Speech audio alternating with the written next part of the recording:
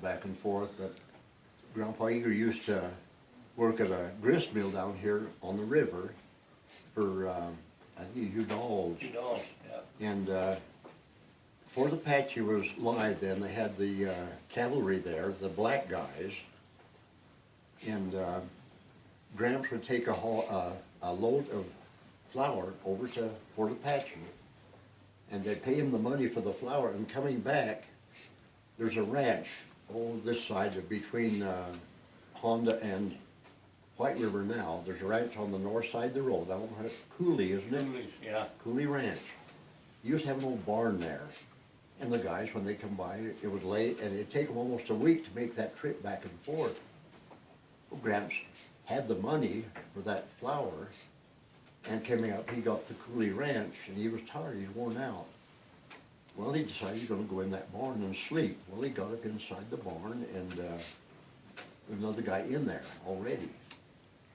Well, Gramps just spread his sleeping, whatever he had there, and laid down and went to sleep. Well, in the middle of the night, he heard something, and he got up to go check on the horses. When he came back, he laid down, looked over at the guy, and thought something was wrong. And he told him the guy had been stabbed to death.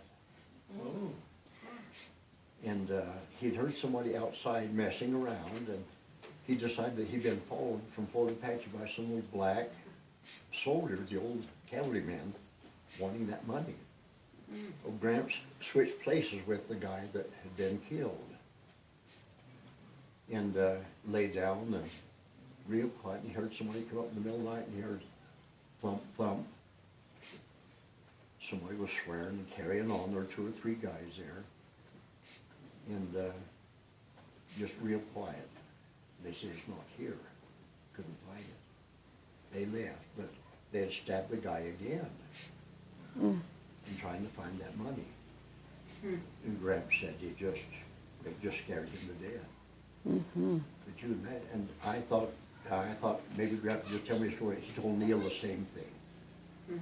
Except Neil thought it was going out toward Holbrook, but there's no place out there for the cavalry. It'd take them a week to go over and back with that wagon with that load of stuff. So did he continue to do that after that incident, or? Yeah, he did. He worked for Udall for quite a while. A lot of stuff over there. In fact, that's how he earned money to go on his mission.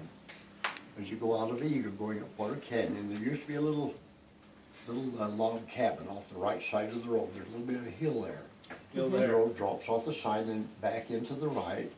A little cabin there, and that's where Grandpa put his flour to earn money, to save money, go on the mission. When Gramps left, his father gave that flour to the needy families in the area. And Gramps they changed his destiny from England to Chicago.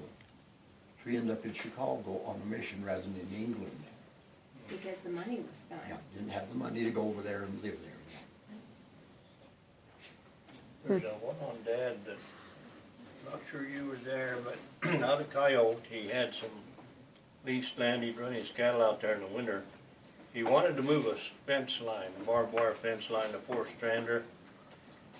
And so we were out there helping him. Phil was there, and you probably weren't there. You're probably in the Army or somewhere, but what he'd do, we'd take all of take the wire, we'd take one wire off, take all the wire and stuff, and then he'd hook on it with a pickup and drag it across country, just following him to the new fence line.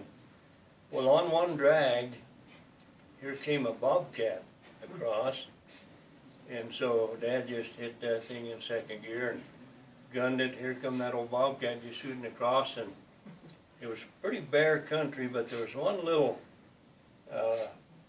cedar tree there, about 6 foot high, and that bobcat went zinging into there and just stopped. So your grandpa, what he did, he just turned his pickup around and rammed the tree and killed the cat. Wow. Were you there on that one? No, you were the only one with that.